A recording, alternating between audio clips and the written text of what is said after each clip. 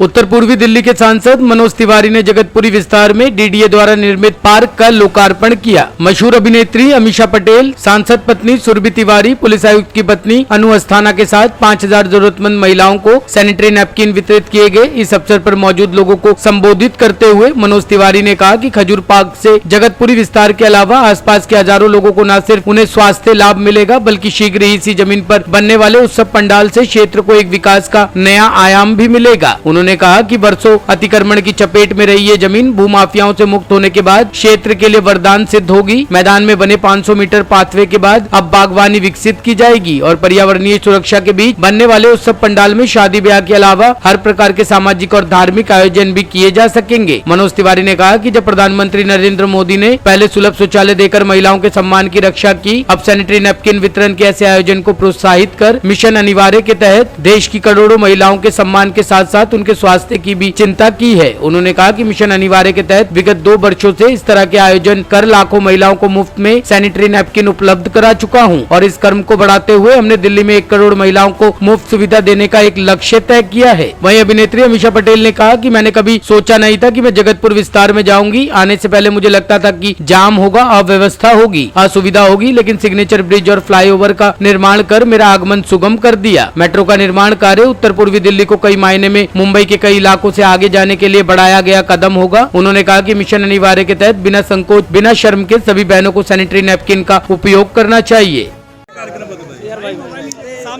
आज हमने मिशन अनिवार्य का 1 करोड़ का चरण पूरा किया है। हमने 2020 में ये निर्णय लिया था, जब हमने एक हेल्थ सेंटर बनाया तो हमारे पास दवाइयों के लिए, इलाज के लिए तो फ़ोन आते थे। बहुत सारी ऐसी बीमारियों का पता चलता था जो कोरोना से बीमार नहीं थे, वो गलत ढंग का कपड़ा सैनिटरी पैड की जगह यूज करने से बीमार पड़ रही थी बहनें। हमारे ध्यान में आया कि क्यों न इनके लिए भी एक हम लोग अभियान शुरू करें। तब हमने, चूँकि उस समय आपको पता था दिल्ली पुलिस ही मूव कर सकती थी, लॉकडाउन था, तो हमने दिल्ली पुलिस को साथ लेते हुए मिशन अनिवार्य शुरू किया। आज जो हम 14,000 सबको बांट देंगे, इसको बांटने में 1-2 दिन लगेगा क्योंकि एक ही दिन में नहीं बढ़ जाएगा, तो हम 1 करोड़ का टारगेट पूरा कर लिए। और चूँकि इसमें दिल्ली पुलिस हमारी सांसद की साथी है, हमारे मिशन अनिवार्य टीम में बहुत सारे लोग हैं जो यहाँ उपस्थित भी हुए थे, उनमें से मेरी वाइफ भी एक है। हम लोग 1 करोड़ और अगला लक्ष्य आज बनाए हैं और दिल्ली पुलिस की सहायता से हम कोशिश करेंगे कि इसको थानों में, चौकी में भी रखा जाए। जिस बहन को ज़रूरत हो, उसकी क्षमता नहीं आते जाते, उसको ले सकते हैं। हमारे कार्यकर्ता भी तैयार हैं। और एक जो इस अवसर को हमने आज इस पार्क के लोकार्पण पे ही रखा। आज हमने एक पंथ 2 काज किया है। ये जो पार्क आप देख रहे हैं, ये पार्क 5-6 वर्षों से इसको गेट बंद कर दिया गया था। जो ये सामने गेट से आप आए हैं, इसको बंद करके और ये कह दिया गया था कि ये एक प्राइवेट प्रॉपर्टी है।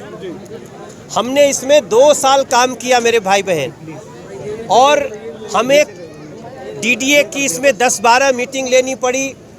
हमें कोर्ट से भी एक नोटिफिकेशन एक निर्देश निकलवाना पड़ा, और तब जाके ये ज़मीन जो डीडीए के भी अपने जो रजिस्टर थे उससे भी ये कहीं अलग किया हुआ था, बड़ी साजिश थी।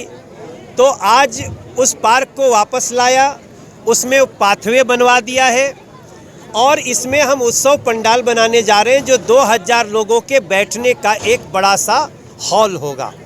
आप पूर्वांचल से आते हो, प्रमुख गढ़ जो माना जाता था रामपुर और आजमगढ़, वहाँ पर ऐतिहासिक जीत हुई है, कैसे बधाई विशेष निरहुआ को देंगे आप? देखिए, जब मैं वहाँ गया था प्रचार करने के लिए, तो हमें सब लोग 2 शब्द बोले थे। धर्मेंद्र यादव जो चुनाव लड़ रहे थे, उन्होंने कहा था कि नचनिया चुनाव लड़ रहा है, ये क्या हमारे साथ खड़ा होगा।